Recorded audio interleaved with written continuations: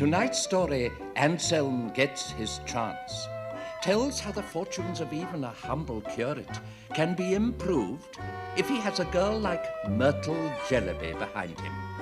A girl with a heart full of love and larceny.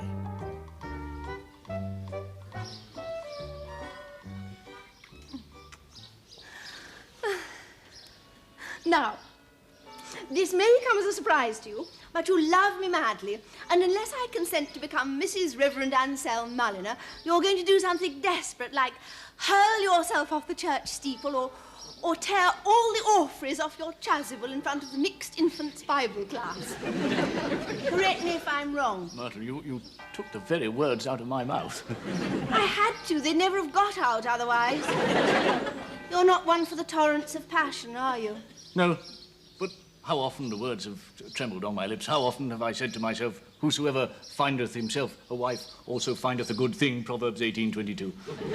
You should have listened. Those boys knew what they were talking about.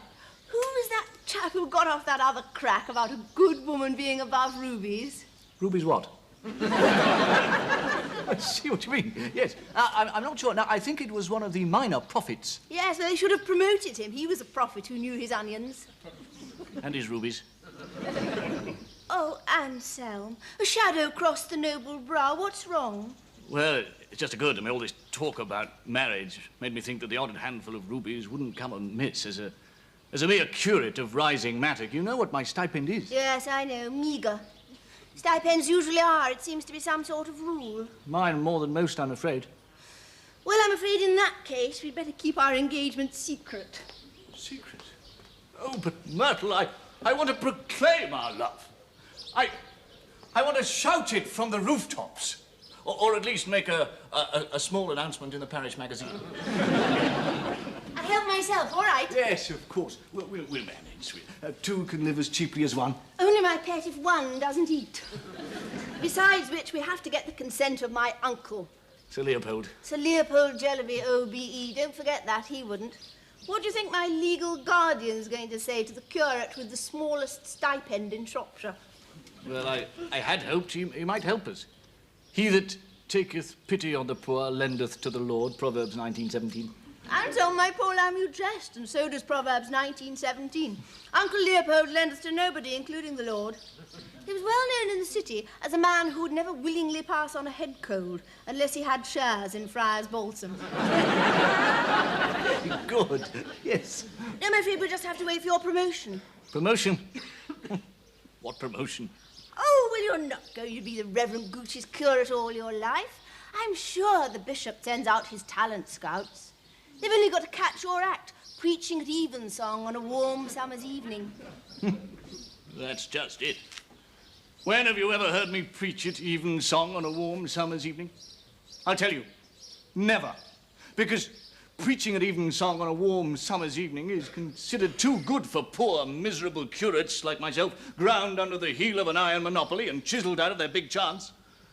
But who does preach at evensong on a warm summer's evening when the air is filled with the sweet smell of jasmine and tobacco plant, when the stars peep out, when blackbirds swing drowsily in the shrubbery, when bats wheel in the shadows and a gentle breeze plays fitfully amongst the hollyhocks, all inducing such a receptive mood amongst the congregation that no man could fail to grip and sway them. Who preaches then, I say? Who but the Reverend Sidney Gooch? Wow. And I said you weren't one for the torrents of passion. I'm sorry, Myrtle, but I feel very strongly about this. I don't wish to appear unchristian. Well, you can't very well, can you? But I chafe. Yes, I chafe at our vicar's high-handed selfishness in hogging the evensongs from mid-April until late September. All I ever get is a miserable matins in mid-November with icicles on the font and a congregation of 3 old-age pensioners in an Airedale. I feel like a caged skylark. Oh, don't worry, my darling. You'll get your freedom. All we have to do is wait for the Reverend Sidney Gooch to go sick. But he never goes sick. That's just it. His eye is not dim, nor his natural force abated. Deuteronomy 34:7. Well, then you'll just have have to abate it for him. How do you mean? Oh, there's a dozen ways. A loose bell rope.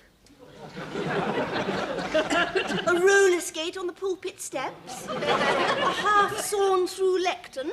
Myrtle, what are you saying? Merely a few suggestions. The least you could do is slip a Mickey Finn into his bedtime cocoa. Mickey Finn? Myrtle, I do no such thing. I am aghast. But you said yourself that the Reverend Gooch was a self-centered sermon-hogging old... Good afternoon, Hello, Mulliner, my boy. Good day, Miss Jeremy. And how are we? Very well indeed. But how are you? That's more to the point. Never better, Miss Jellyby, never better. They that wait upon the Lord shall renew their strength. They shall mount up with wings as eagles. Isaiah 40:31. Yes. Are you sure? You don't look too hot to me. You look a little pale. Perhaps you could do with a holiday. A holiday? Nonsense. As fit as a fiddle. I've just been for a 5-mile walk. And I'm ready for another. Really? Well, in that case, may I suggest that you try the path above the old quarry? There's a lovely view from there. Take care, though, sir, there has been a little subsidence there recently. Oh, thank you, my boy. Well, if you'll excuse me, I must polish up my sermon for evensong on Sunday. I'm giving them something rather hot on envy. Mind your head, sir. Oh, thank you. Look, don't you want a happy ending? Wedding bells, honeymoon in June, roses round the door, and the Peter of tiny fat. Of course I do, sweetheart, but some things must be left to Providence. Exactly. And you have just interfered with a perfectly good act of God.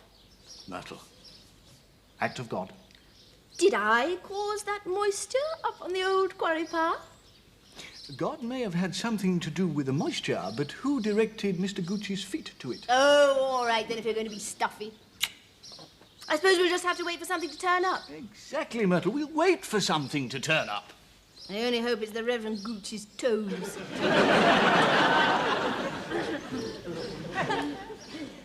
Myrtle, our prayers have been answered. If I were a religious man... Which, of course, you are. Oh, which, of course, I am. I'd call it a miracle. In fact, it is a miracle. Here it is. What is it? It's a stamp album left to me under the will of my godfather, J.G. Beanstalk. Cripes. Cripes, indeed, and more cripes to come. Why, what's it worth? It's insured, I understand, for a sum no less than £5,000. Golly Moses! Golly, as you so pertinently put it, Moses. Nice sugar. Exceedingly nice. Well, now, look, we'll have to look after this. We mustn't leave it lying around, otherwise somebody might pinch it. Oh, Myrtle, surely you're not suggesting that our vicar might stoop to such an act? No, I was thinking more of old Joe Beamish. Joe Beamish? Joe may have been a very successful burglar before he retired, but he's a reformed character. He's seen the light.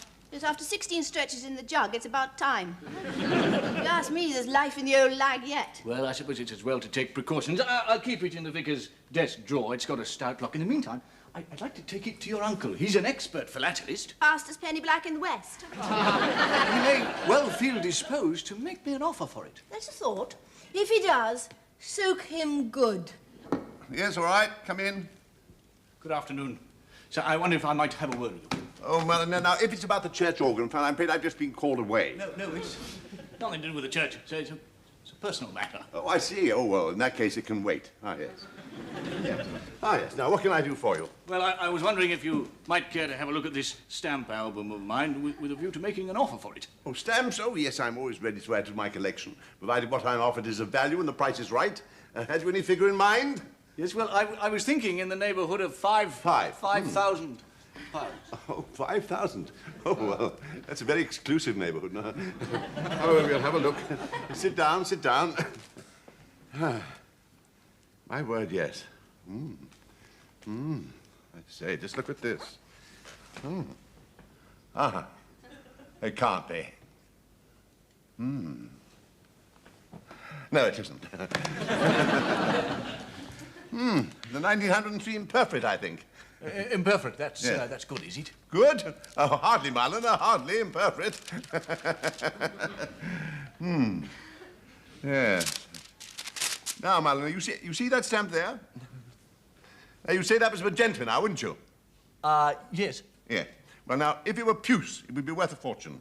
But it's magenta, isn't it? Yes. However, now, this now really does look interesting. Yes. Now, just look at that watermark. Oh, I'm sure it'll come off, sir, if you... Oh, dear, oh, dear. Oh, dear, dear. So near and yet so far. Oh, well, never mind. Never mind. You mustn't give up hope. Well, man, and I think that you must be prepared for bad news. Bad news, Yes. Yeah, in the words of an old joke among collectors, philately would get you nowhere. You mean it's not very valuable? Well, the term valuable is a relative one, you know. It's to some people, £5 would be a large sum. But it's insured for 5,000. Oh, my dear fellow, I shouldn't hold any great store by that, you know. Collections are often insured for more than they're worth, to enhance the standing of the owner. Oh, I see. Vanity of vanity, all is vanity, is Ecclesiastes 1:2. The very words used by Stanley Gibbons in his preface to the 1928 catalogue. There's a warning against this habit. Yes, but I say, well, all right, yes, I'll give you £10 for the lot. Yes, £10, there's 10 shillings for expert valuation of the stamps. Basic value, though, £5. £5? That's a bit of a shaker. Yes. Well, no doubt these things are sent to triers, and it's by accepting such blows in a meek and chastened spirit... Meek and chastened spirit, my left eyeball. Don't worry. I worked it all out. Joe Beamish. Joe Beamish? I'm not sure I understand you, dear. Oh, use your bean, boy. Remember what I said? All we have to do is let old Joe know where the stamps are and leave the rest to him. Then we collect 5,000 of the best from the insurance company. Please. I am astonished. You won't do it? I wouldn't even contemplate such an idea. Good heavens, you make me feel like a gangster and you were my pal. Mole. Pardon? Mole, the word is mole. Difference is immaterial. Well, look, what's wrong with the idea? The whole project is ethically unsound. All right, just as you say. You're going home now? Yes, I've got a mother's meeting at 6:30. Yes. Now I have a few pints of soup to deliver to the deserving poor. It's amazing how much soup those bimbos absorb, like sponges. Myrtle, we have forgotten this idea? What idea?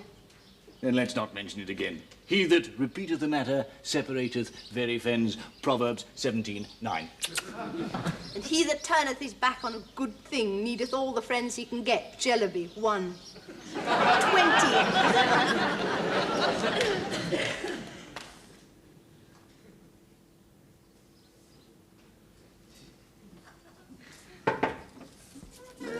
Hello, Joe, old top. How's everything? Nicely, thank you, Miss Joe. That's the ticket. My, it's cosy in here.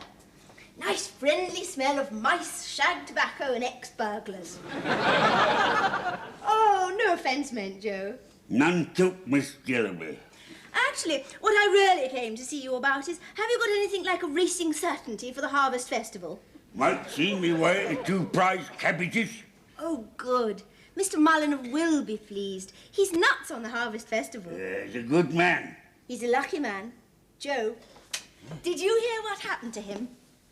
He's inherited 5,000 quid from some deceased old beanstalk. Oh, is that right? Well, it's as good as. It's a stamp album that's worth 5,000. You know how valuable stamps are. That's why we've got all those burglar alarms up at the hall. Yeah, well, there's a lot of burglar alarms up at But there aren't any at the vicarage. And between ourselves, Joe, that's why I'm worried. Because that's where Mr. Mulliner's going to keep his stamps. Yes, I told him he ought to keep them at the bank. Why did you say such a silly thing like that for? It's not so silly, Joe. It's common sense. I mean, I don't consider they're safe, left lying as they are in the drawer of the desk in the vicar's study. Daddy? You know that little room on the ground floor, just to the right of the front door? With those flimsy French windows. French windows? Yes, that could so easily be opened by a chisel or something. Chisel? Of course, there are locks on them, but what good are locks? I've seen these, and anybody could open them with a hairpin. A hairpin just like this one. tell you, Joe, I'm worried. Who's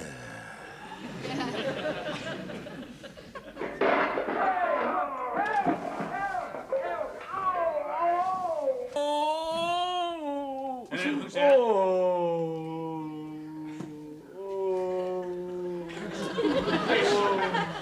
What on earth has happened, sir? A burglar! A beastly bounder of a burglar! That's what's happened. Sit down. He's injured you, I fear. Of course he's injured me. Can a man take fire to his bosom and his clothes not be burnt? Proverbs 6:27.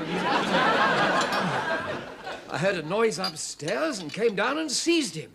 But he struck me so violently that I was compelled to loosen my grip.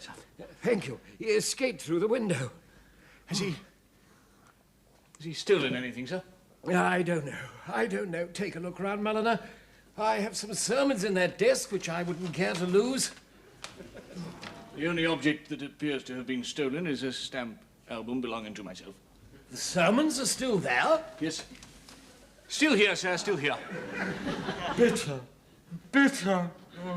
Well, I'm sure the burglar intended no criticism of their literary value. No. When I say bitter, I mean that I'd planned to preach a sermon at evensong. A Pippin, Mullinger. In the truest and the deepest sense, a Pippin. I think I can say without exaggeration that I'd have had them tearing up the pews. But now, that dream is ended. Ended? How do you mean, sir? Well, my subject was to be a strong deprecation of present-day violence. Tomorrow, this eye will be as black as an Ethiop's ear. I can't possibly appear in the pulpit with a shiner like that. It'll put the wrong idea into the heads of the congregation. Therefore, tomorrow, I shall be confined to my bed with a slight chill. You, therefore, will take both matins and evensong. You have some sort of sermon ready, I presume? I believe I do have a little something. I put together in an idle moment, sir. Oh, here it is. It was a poor thing, but mine own. But it won't be the same, Mulliner. It won't be the same.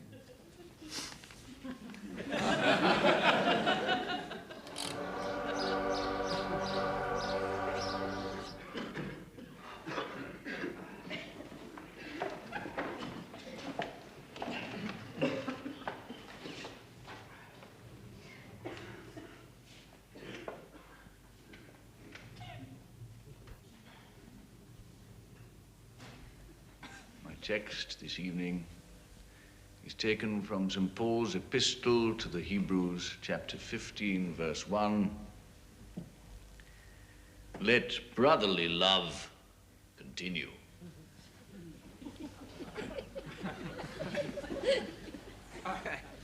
Let brotherly love continue.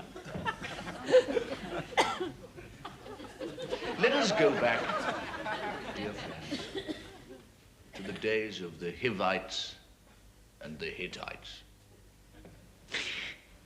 It was then that Superanimus, who was the king of the Hittites, decreed by law that man should love man upon pain of death. Brotherly love cannot be decreed. It must grow of its own accord. It must start first in the look of a mother's face when the baby first sees its mother's eyes. Dear friend, is the start of a journey through lifetime of love. Starting.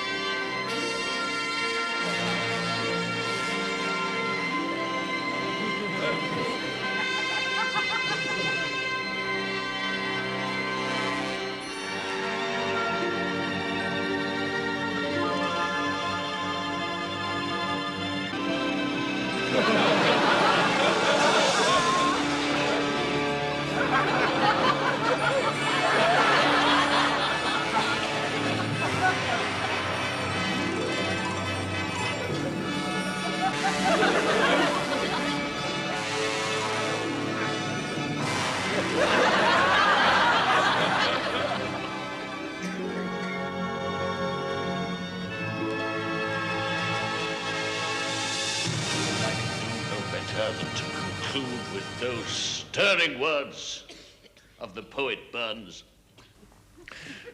We'll take a cup of kindness yet for old Lang Syne. My friends, let brotherly love continue evermore.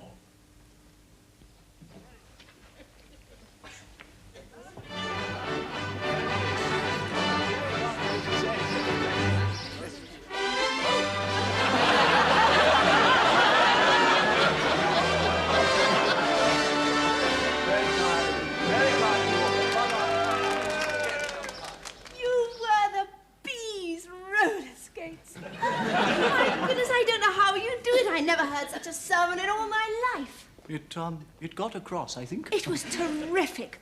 Golly, when you admonish a congregation, it stays admonished. How you think of all those things beats me. Oh, they come to one. Another thing that puzzles me is how you came to be preaching at all. Don't tell me you sabotaged old Gooch after all you said. Of course, you haven't heard last night, Myrtle. The most amazing thing happened. The vicarage was burgled. Not really. Somebody broke in through the French windows. Well, fancy that. Was anything taken? Well, only my stamp album. No. Well, that's wonderful. Wonderful, Myrtle. Now we collect the insurance money. Oh, well, I'm not so sure. What do you mean you're not so sure? Of course we collect. Shoot the claim into the insurance people right away. But Myrtle, have you reflected, am I justified in submitting to this company, the London and Midlands County Mutual Aid and Benefit Association, a claim of £5,000 for a stamp album which we know to be worthless? It doesn't matter how valuable a thing is. The important thing is how much you insure it for. Besides, it's not going to hurt these mutual aid and benefit birds to brass up. It's sinful how much money these insurance companies have. Well, of course, you may have a point there. If it is true that these insurance companies have too much money, then they may become better, more spiritual insurance companies if somebody came along and took a little of it away. Yes. In fact, it might well be that it would be a turning point in the lives of the board of directors. Absolutely. It's not only a pleasure, but probably my duty. Myrtle, I'm going to send in the claim. Attaboy. And the minute we collect the money, we'll get married. Myrtle. Anselm. Governor. Can I have a word with you, Governor? Just want to thank you for that there sermon of yours, that there wonderful sermon. But you were pleased. Pleased? Oh, Governor, please. I've heard sermons in Pentonville, I've heard sermons in Wormwood Scrubs, I've heard sermons in Dartmoor, and very good sermons he was. But of all the sermons I've ever heard, I've never heard a sermon that touched that sermon for class. Joe. Yes, lady. Scram. Pardon, lady? Get out. Pop off. Buzz along. Can't you see you're not wanted here? We're busy. My dear, I think you're being a little peremptory in your attitude. I wouldn't have this honest fellow feel... But I'm not an honest fellow, Governor. I'm a poor sinner, a backslider, an evildoer. Joe, if you get a stick ear, remember that you asked for it. Now, will you or will you not push off? Lady, as soon as I've done what I come to do, I will withdraw. But first I got to do what I come to do. And what I come to do is to hand back, in a meek and contrite spirit, this here album of stamped white snakes last night. Never thinking that I was to hear that there wonderful sermon and see the light.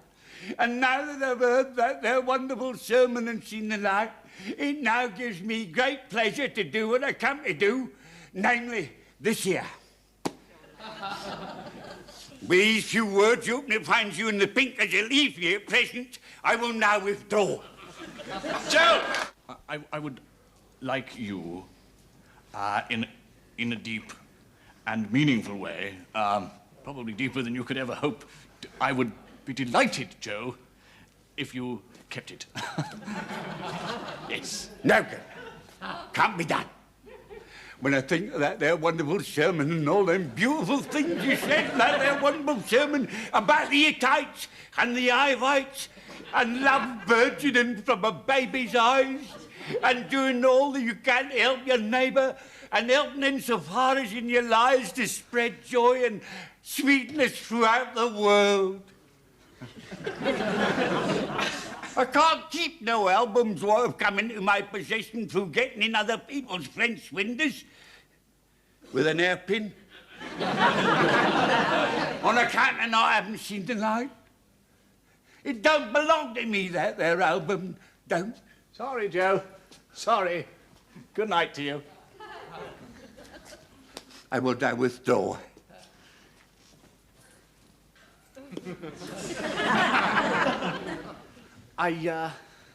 I now understand why curates are not allowed to preach at evensong on a warm Sunday evening.